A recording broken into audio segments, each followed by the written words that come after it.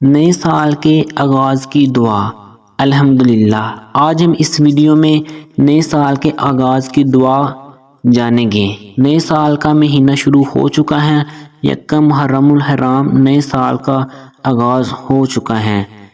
جب نیا سال شروع ہوتا تو صحابہ رضی اللہ تعالیٰ عنہ ایک دوسرے کو یہ دعا سکھاتے اور بتاتے، اور وہ دعا یہ ہے: اللہم ادخلہ علینا بالامن والایمان والسلامات والاسلام ورضوان من الرحمن وجوار من الشیطان۔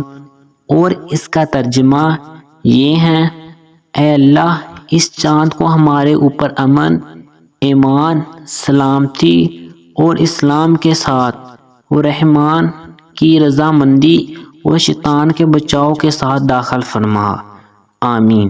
اگر آپ کو ہماری ویڈیو اچھی لگے تو ویڈیو کو لائک اور چینل کو سبسکرائب کریں تاکہ ہماری مزید معلوماتی ویڈیو کا نوٹیفیکیشن بر وقت آپ کو ملتا رہے۔